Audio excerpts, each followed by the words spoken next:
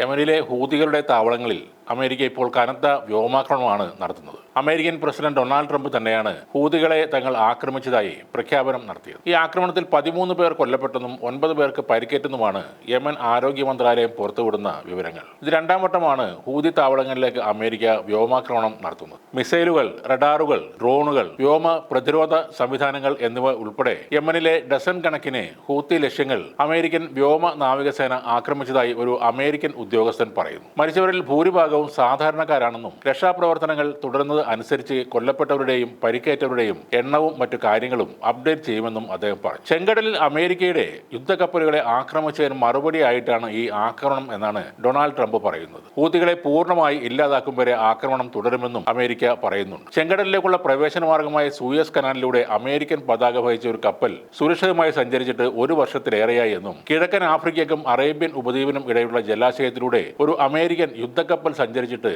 4 മാസമായി എന്നുമാണ് Donald Trump പറയുന്നത്. നിങ്ങളുടെ സമയം ഇതോടെ അവസാനിച്ചിരിക്കുന്നു. ഇന്നു മുതൽ നിങ്ങളുടെ ആക്രമണങ്ങൾ അവസാനിപ്പിക്കണം. അങ്ങനെ ചെയ്തില്ലെങ്കിൽ നിങ്ങൾ ഇതുവരെ കണ്ടിട്ടില്ലാത്ത വിധത്തിൽ നിങ്ങളുടെ മേൽ നരകം വർഷിപ്പിക്കും. ഇതാണ് ട്രംപ് തന്റെ സോഷ്യൽ മീഡിയ സൈറ്റായ ട്രൂത്ത് സോഷ്യലിൽ എഴുതിയിട്ടത്. യമനിലെ ഹൂത്തികൾക്കെതിരെ ശക്തമായ സൈനിക നടപടി ആരംഭിക്കാൻ അമേരിക്കൻ സൈന്യത്തോട് ഉത്തരവിട്ടതായും ട്രംപ് കൂട്ടിച്ചേർത്തു. ഹൂത്തികളെ പിന്തുണയ്ക്കുന്നത് അവസാനിപ്പിക്കണമെന്ന് ഇറാനോട് ട്രംപ് പറഞ്ഞിട്ടുണ്ട്. അമേരിക്കയെ ഭീഷണിപ്പെടുത്തിയാൽ അതിന്റെ പൂർണ്ണ ഉത്തരവാദിത്തം ഇറാനും മാത്രമാണെന്നും വലിയൊരു തിരിച്ചടി ഉണ്ടാകുമെന്നും ട്രംപ് പറഞ്ഞു. ഇറാനുമായി ആണവ കരാറിനെ കുറിച്ച് ചർച്ച നടത്താൻ ആഗ്രഹിക്കുന്നുവെന്ന് പറഞ്ഞ് ദിവസങ്ങൾക്കുള്ളിലാണ് ഇറാന് ഈ മുന്നറിയിപ്പുമായി ഡൊണാൾഡ് ട്രംപ് എത്തിയിട്ടുള്ളത്. US കോൺഗ്രസിന്റെ കണക്കനുസരിച്ച് 2023 നവംബറിനും 24 ഒക്ടോബറിനും ഇടയിൽ ചെങ്കടലിൽ ഹൂത്തികൾ 190 ആക്രമണങ്ങളാണ് നടത്തിയത്. മുൻപ് ബ്രിട്ടനും അമേരിക്കയും ഹൂത്തികൾക്കെതിരെ സംയുക്ത നാവിക വ്യോമ ആക്രമണങ്ങൾ നടത്തിയിരുന്നു. ഹൂത്തികളുമായി ബന്ധമുള്ള സ്ഥലങ്ങളിലടക്കം ഇസ്രയേലും പ്രത്യേക ഓപ്പറേഷനുകൾ പലപ്പോഴും നടത്തിയിട്ടുണ്ട്. ഇസ്രയേൽ ഗാസയ്ക്കുമേൽ ആക്രമണങ്ങൾ ആരംഭിച്ചതിന് പിന്നാലെയാണ് ഇറാന്റെ പിന്തുണയോടെ ഹൂത്തികൾ